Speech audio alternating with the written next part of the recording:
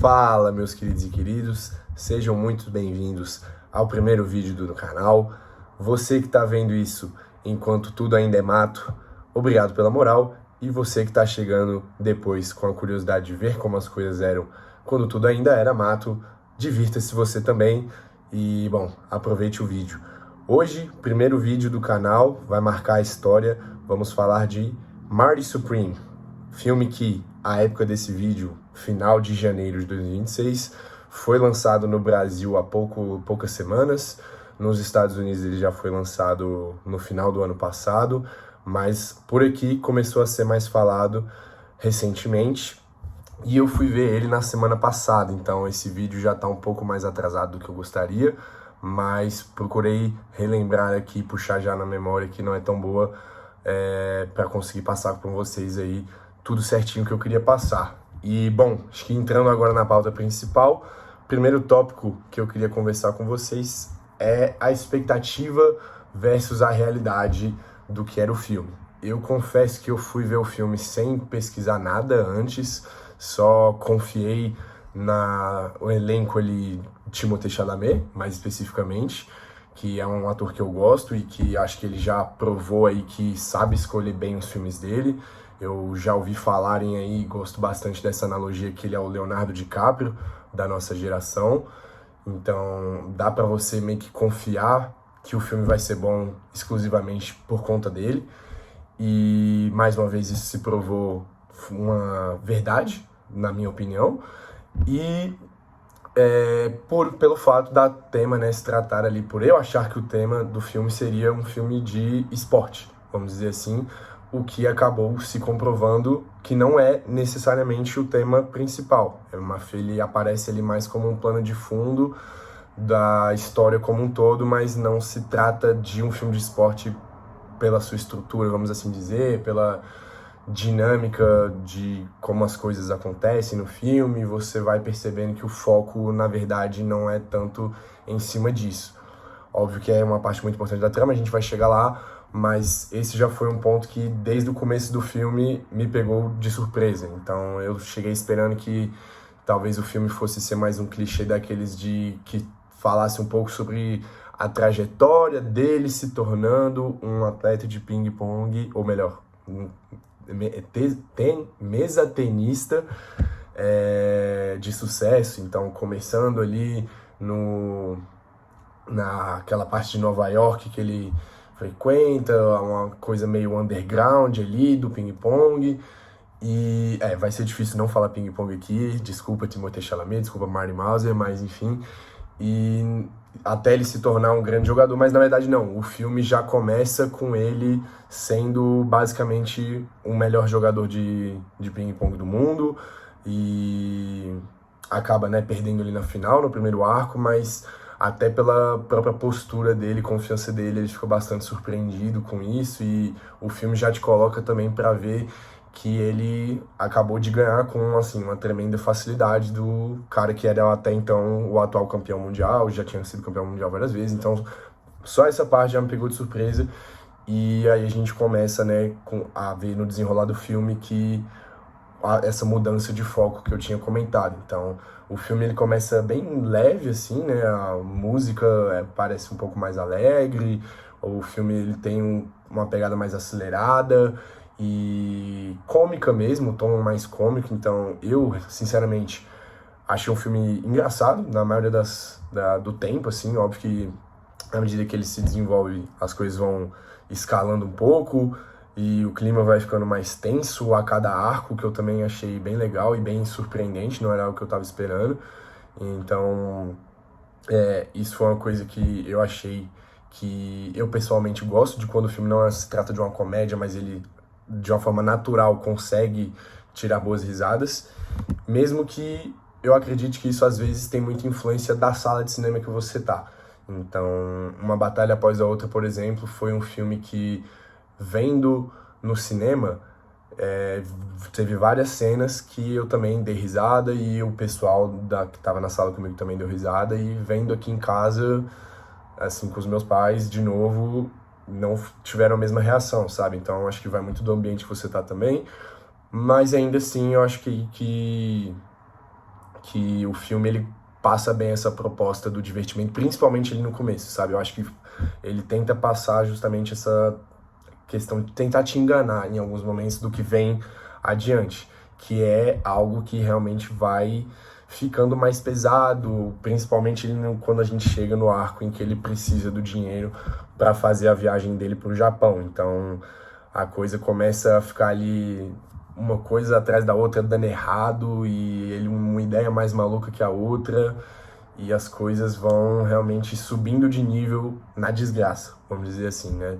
Tentando aqui fazer uma análise já, né, para quem viu o filme, mas também sem entrar muito nos detalhes das cenas. Acho que a cena da casa, né, todo mundo vai lembrar muito bem de que eu vi esse filme com a Milene, minha namorada, e, bom, ela tomou eu já estava esperando que aquilo fosse acontecer, mas ela tomou um baita de um susto quando tem o tiro ali pela janela de fora da casa, né, que os gangsters vão lá com ele recuperar o cachorro, enfim. Eu acho que essa é a principal representação, junto com o posto de gasolina explodindo, de que as coisas acho que degringolaram, né, a partir de determinado momento do filme. E acho que muito disso vai acontecendo, claro, né, por conta da personalidade única ali do Timothée Chalamet, né, que interpreta aí o Marty Mauser. E, assim, uma personalidade bem única, vamos dizer, né, bem diferente, eu diria também, e cativante. Achei, assim, um personagem que realmente prende a atenção por si só. O elenco coadjuvante ali, todos os outros personagens também se encaixam muito bem ao redor dele, mas o trabalho que ele faz ali, eu acho que realmente é o que traz o diferente, assim, pro filme, sabe? Eu achei que a forma com que ele lida com as pessoas, uma coisa que eu achei marcante, assim, que representa bem a personalidade dele é depois de toda a briga mais séria que ele tem com alguém que ele tem uma certa consideração, aí você pode argumentar se essa consideração é verdadeira ou se ele é só um aproveitador, mas é que ele sempre fala um eu te amo, então tá lá brigando e aí, vai se fuder e finaliza com eu te amo, aí a pessoa responde eu te amo também, então eu acho que essa parte meio charlatona dele, mas ao mesmo tempo engraçada e ao mesmo tempo uma pessoa que é muito safa, né? Ele tem ali uma lábia e consegue se desenrolar muito bem de qualquer tipo de situação, então isso por si só te encanta, assim, com o que o personagem traz. E agora, entrando um pouco mais no elenco coadjuvante, né? Uma coisa que eu achei bem legal e que eu não percebi na hora é que quem faz o amigo dele, né, amigo ali do ping-pong, que participa dos golpes com ele, é o Tyler, The Creator, o rapper. Então, eu já ouvi algumas músicas dele, mas não sou dos maiores fãs, até por isso não reconheci, mas eu sempre gosto, sempre acho legal quando alguém de outra arte tenta se aventurar aí na atuação, e foi uma surpresa bacana de descobrir. Outra surpresa legal e curiosidade que acho que nem todo mundo vai saber é que o adversário principal dele no filme, que é o Koto Endo, na verdade se chama Koto Kamaguchi na vida real, e ele é campeão nacional japonês surdo. Então no filme ele faz esse papel, que só é revelado ali num segundo momento, até com uma característica ali que dá uma certa vantagem para ele, na teoria, né? E de fato é o que é na realidade. Então, mais um fato que eu achei bem legal trazer aqui. E também no fator expectativa versus realidade e surpresas, o papel da Gwyneth Paltrow, que eu achei, quando vi que ela estava no filme, que seria algo bem mais importante mesmo, acho que essa é a palavra. E ela acaba tendo um papel bem secundário ali, acaba sendo mais um apoio ali pro Marty em alguns momentos, mas também uma representação, mais uma vez, dessa lábia dele, dessa autoconfiança bastante elevada de quem sente que tá ali realmente sendo capaz de fazer qualquer coisa, o que ele também mostra pra gente em várias cenas diferentes. E acaba também mostrando como, acho que ela é uma das personagens que mais mostra pra gente essa capacidade dele de encantar as pessoas com quem ele convive, e mesmo tendo atitudes extremamente questionáveis por vezes, ele consegue convencer as pessoas a estarem do lado dele e ajudarem ele no propósito que ele acredita que tem, né? Vamos entrar nisso já já, inclusive. Agora entrando em dois aspectos mais técnicos que eu achei legal no filme, foram a trilha sonora, Então, achei que teve uma mescla bem legal de músicas clássicas ali, mais antigas, né?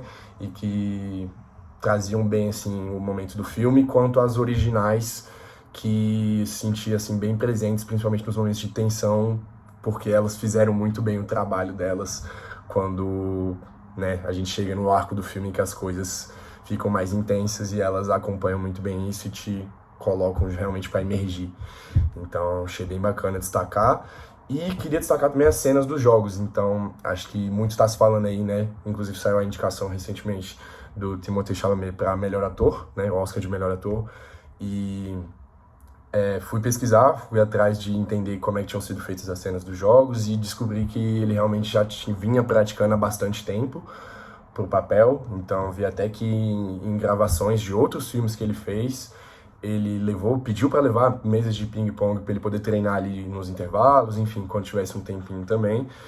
E ainda assim não foi suficiente para fazer todas as cenas, porque, né, quem já viu e vai saber do que eu tô falando, tem algumas cenas que são realmente bem, vamos dizer, mirabolantes. Então, algumas das cenas eles precisaram usar CGI.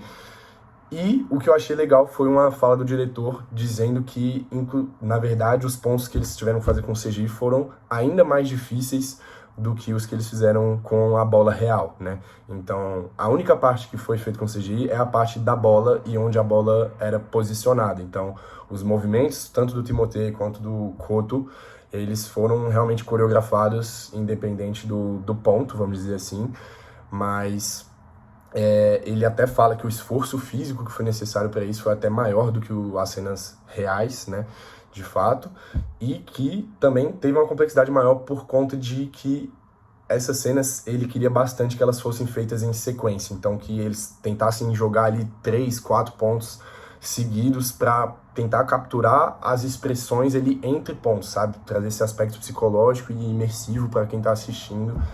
Então, achei que deu certo, né? Ele também reconhece nessa fala dele que para justamente superar esse medo que ele estava tendo de que isso não der certo foi se preparar bastante. Então, tanto o Timothée na parte, né, de aprender o ping-pong, mas quanto ele também de buscar referências e outras pessoas que pudessem ajudar nisso. E aqui eu destaco que ele foi atrás do diretor das cenas de ping-pong, vamos dizer assim, não vou lembrar o nome certo, mas do Forrest Gump. Então, já é um filme de muito tempo atrás, mas que também tem, né, um dos arcos mais emblemáticos sendo o ping-pong. E esse cara ajudou na toda a montagem, assim, dessas cenas, vamos dizer, e que acabaram ficando bem legais. Outros pontos que eu acho legal destacar sobre essa parte das palavras do diretor é que o filme, obviamente, tem uma certa pegada ali um pouco pessoal, então ele revela que quando ele era criança ele tinha uma síndrome e que acabava jogando bastante com o pai por conta disso, como uma forma ali, né, de prática mesmo de esporte ou de direcionar o foco, porque ele fala que é um esporte que exige bastante foco e quando você vai se aperfeiçoando nele, esse foco vai só se retroalimentando com o seu vício ali da coisa, enfim. E ele faz um paralelo com o xadrez, que nessa época dos Estados Unidos ali, principalmente Nova York, pós-Segunda Guerra Mundial, foi um esporte que atraiu bastante pessoas. Eles fizeram uma pesquisa e chegaram nessa conclusão, atraiu bastante pessoas que tinham um QI bem elevado, mas que ao mesmo tempo tinham um baixo desempenho escolar. Então eram as pessoas meio desajeitadas em um sentido, mas muito capacitadas em outro. E acho que o nosso Marty Mauser, ele também representa um pouco dessa mescla de pessoas que viveram bastante isso.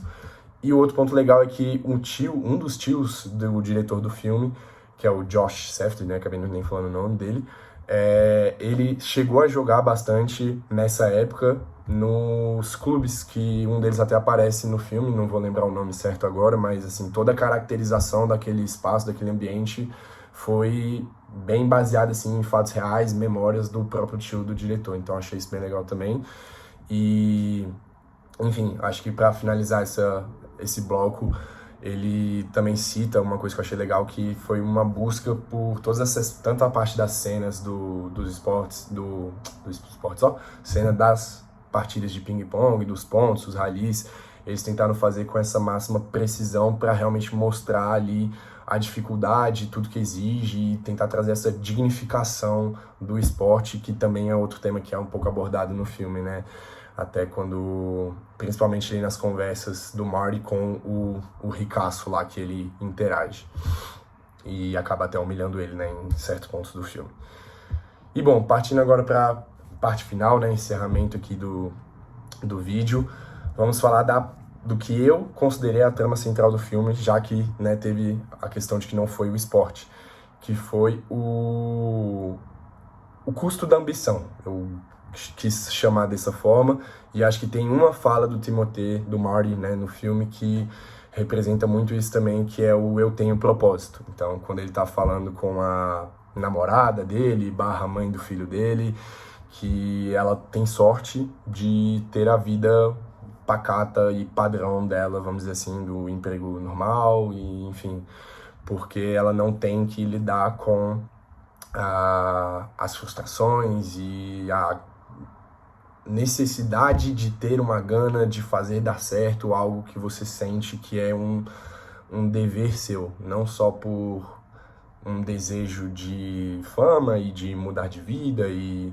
toda a questão de sonho americano que também está envolvida no filme, mas também por algo, pensar que você é o responsável por mudar a história de alguém ou de alguém, né? Então mudar a história de todo um esporte, como o Timothée acredita ali, o Marty acredita em grande parte do filme, né?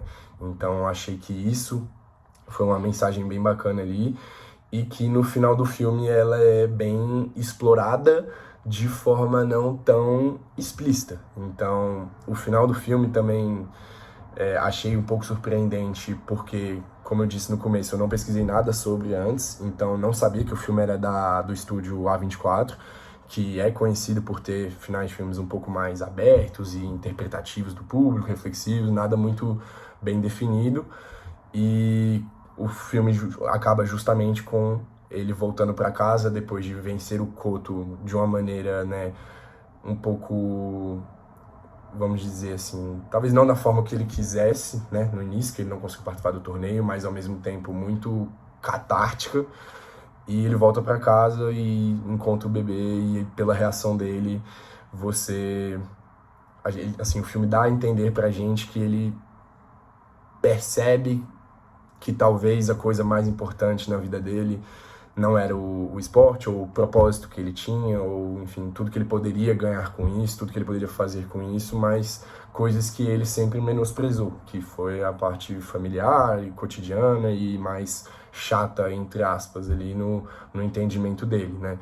Então, o filme, na minha interpretação, dá a entender que as coisas podem ser diferentes ali para ele, e que talvez não valesse a pena todo esse trabalho que ele teve, por mais talentoso que ele fosse, por mais que ele acreditasse que ele tivesse um dever, mas às vezes não é nossa responsabilidade fazer o que a gente sente que às vezes era o dever. Então, enfim, achei bem legal esse final também. No começo eu confesso que eu fiquei um pouco...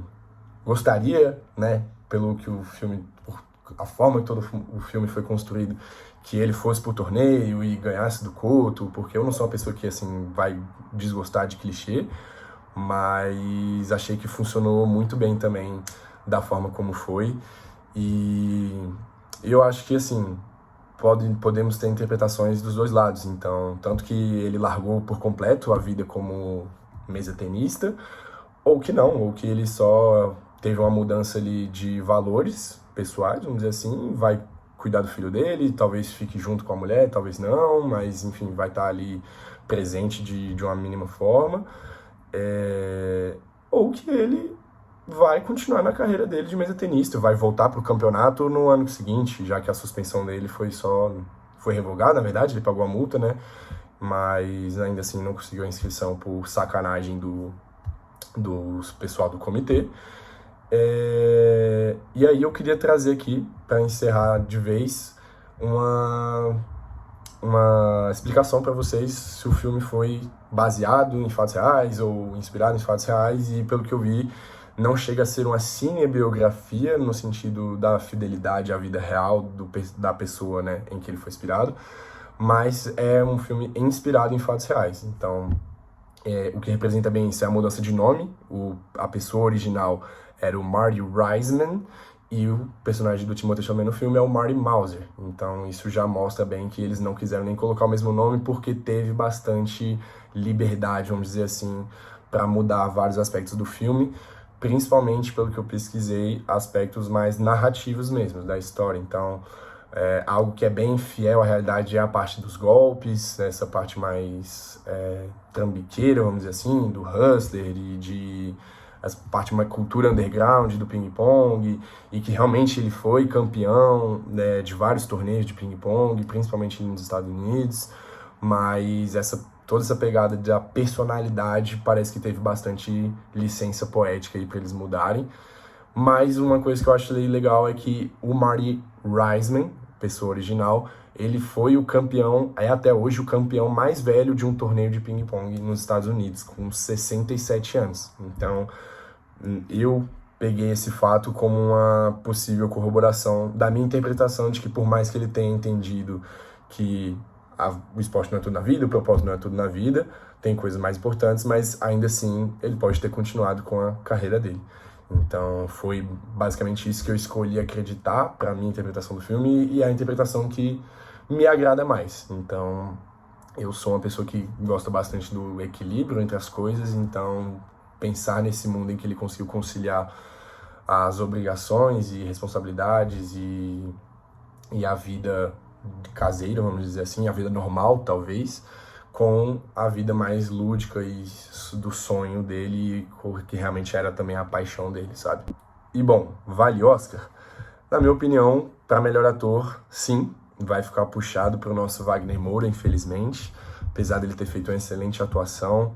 Leonardo DiCaprio também foi muito bem, vi os 3 filmes e achei que os 3 foram muito bem, assim, cada um na sua proposta, óbvio, mas eu achei que o personagem do Timothée Chalamet foi o que mais exigiu dele, sabe, em termos de atuação. Vou já logo falar pra vocês aqui que eu não entendo muito da tecnicidade da coisa, mas pelo que eu vi, assim, dos personagens mesmo, achei que o que exigia, tinha uma dificuldade maior, um grau de complexidade maior, foi o do Timothée Chalamet, e ele entregou isso muito bem. Foi o que eu falei, assim, no começo do vídeo, que o filme, o fato de eu ter gostado tanto vai muito do personagem. O personagem te prende muito e ele é muito carismático e nada disso seria possível sem a atuação do Timothée Chalamet. Então, acho que ele é, assim, o grande favorito. Se ele não ganhar, eu vou ficar surpreso. Não sei se surpresa é a palavra certa, porque, como eu disse, eu não entendo tanto da tecnicidade, mas acho que chateado. Melhor filme, talvez. Acho difícil, né? Não é o favorito, mas eu gostei bastante de Uma Batalha Após a Outra também, mas gostei bastante de Mars Supreme também, que realmente acho que vai por gosto, mas Uma Batalha Após a Outra teve algumas coisas ali que eu pessoalmente não gostei, mas reconheço que é um filme, acho que maior, vamos dizer assim, e aí acho que dá pra entender o que eu quis dizer com isso.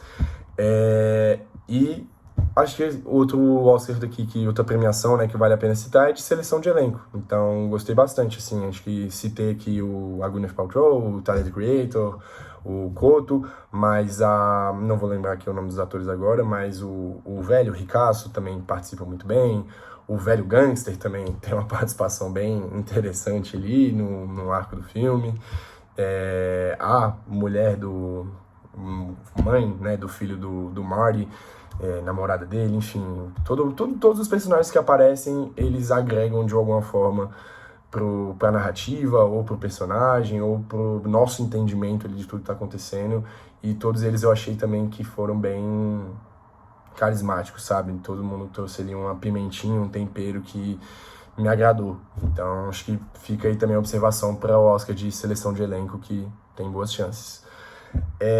E bom, para finalizar, como é um review aqui de filme, preciso dar uma nota, e seguindo o padrão Letterboxd de avaliação, eu fico aqui com 4.5, pendendo talvez pro 5 por gosto pessoal, porque realmente foi um filme que me agradou bastante, saí feliz do cinema, saí assim pensando, poxa, me diverti, refleti, enfim, fiquei tenso, emocional, acho que teve um pouco de tudo ali, ao mesmo tempo que é um tema que me agrada bastante, então fico aqui com 4.5, mas talvez eu possa rever ali uma segunda vez e subir essa nota para um 5. Mas é isso, pessoal.